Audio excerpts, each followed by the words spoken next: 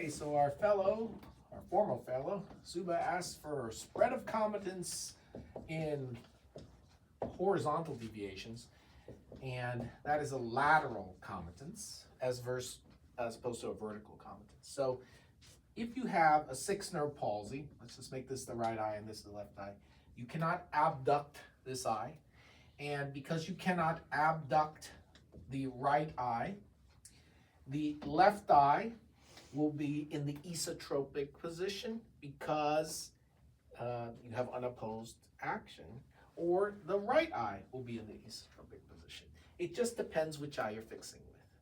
So if you choose to fixate with the non-paretic eye, in this case, the left eye, then the right eye will be in the esotropic position because it cannot abduct the unopposed action of the medial rectus muscle. If, however, you choose to fixate with the paretic eye, the right eye, it'll take a lot of innervational effort, that's Hering's law, to bring the esotropic paretic right eye into the primary position.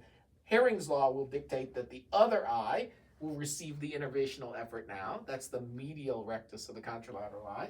And so you'll get a bigger esotropia, and that is called the secondary deviation versus the primary deviation. So primary deviation when you're fixing with the non-paretic eye, secondary deviation when you're fixing with the paretic eye, Hering's law, bigger esotropia in the secondary deviation.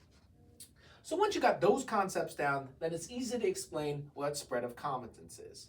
So if we have a whopping esotropia,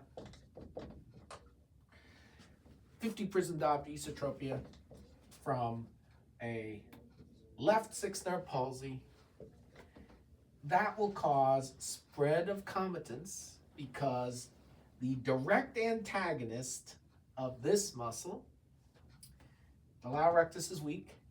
The direct antagonist is the medial rectus. He will appear to overact because he doesn't require as much innervational effort now to look to the right because he's already esotropic. And therefore, this right lateral rectus will now receive, from the Hering's law, less innervational effort. And so then the right lateral rectus will appear to underact, and that'll cause an esotropia to appear in the right gaze. In the acute setting, it was incomitant because it was a 50 prism diopter ET in primary. It was greater than 100 when he tries to look in the gaze direction of the paretic muscle. And it's nothing when he looks to the right because there's nothing wrong with this right lateral rectus. But over time, the spread of comitance will create an esotropia where there was no esotropia. And then the esotropia will go from 50 to 30 because you're getting better, but you'll have 30 ET in left gaze, and you'll have 30 ET in the right gaze, and that means you had spread of comitance. The weakness that was here spread to the contralateral eye because of Hering's law. The overaction created by the underaction of the lateral rectus led to decreased innervational effort in the ipsilateral direct antagonist, and therefore the contralateral antagonist will have a pseudoparesis. But if you leave it there like that long enough, that pseudoparesis will lead to spread of comitance. And so, if you've got this right here, you're going to think this is an acute comitant esotropia. But this was a sixth nerve palsy. It was spread of comitance.